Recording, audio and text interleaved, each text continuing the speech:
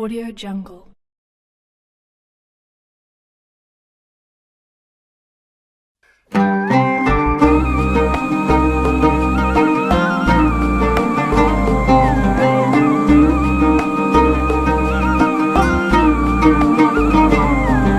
Assalamualaikum warahmatullahi wabarakatuh. Sahabat Terpu TV yang dirahmati Allah Subhanahu wa taala. Alhamdulillah, kita bersyukur Allah memberikan kesempatan kita untuk berjumpa dalam rangka meraih keriduannya, keberkahannya, juga ampunan dari Allah Subhanahu wa taala. Mudah-mudahan dalam suasana Ramadan yang indah ini kita senantiasa diberikan kekuatan untuk memaksimalkan amal ibadah kita kepada Allah Subhanahu wa taala. Sahabat Terpu TV yang dirahmati Allah Subhanahu wa taala. Selain kita harus berlomba, bersemangat dan memperbanyak amal ibadah kita di bulan Ramadan, kita tidak boleh lupa ada satu hal yang sangat prinsip, sangat asas agar seindah dan sebanyak apapun amal kita mendapatkan kepastian bahwa amal kita diterima oleh Allah Subhanahu wa taala, yakni kita ikhlas dalam beramal. Karena jika tidak ikhlas, maka dipastikan amalan kita sebanyak apapun, sebaik apapun, tidak akan diterima oleh Allah Subhanahu wa taala. Penting bagi kita untuk belajar ilmu ikhlas agar kemudian apapun amal ibadah kita, yang ritual maupun yang bukan ritual, yang mahdhah maupun ghair mahdhah, itu diterima oleh Allah Subhanahu wa taala. Ada satu hadis Rasulullah SAW yang sangat terkenal agar kita memiliki niat yang benar. Karena niat yang benar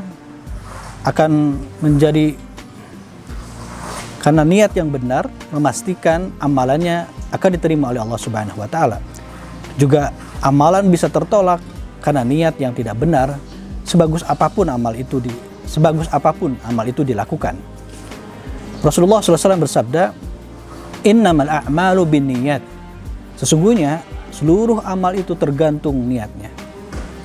Wa innama likulli imri'in ma nawa. Seseorang akan mendapatkan hasil dari apa yang dia niatkan.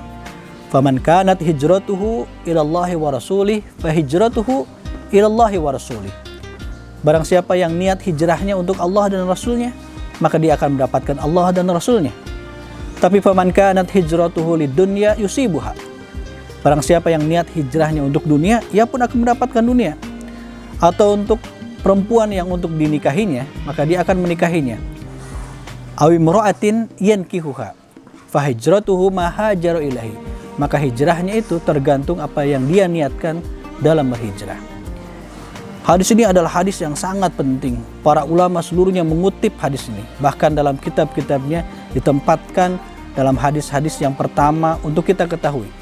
Karena niat yang benar akan menentukan diterima atau tidaknya amalan kita.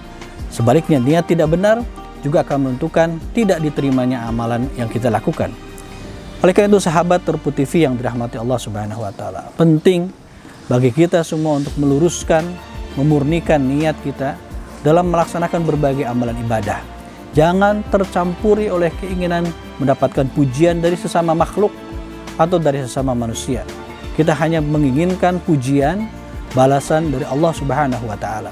Karena syarat diterimanya amal hanya dua, yakni amal itu sesuai dengan teladan Rasulullah, sesuai dengan sunnah Rasulullah, dua ikhlas karena Allah Subhanahu wa taala.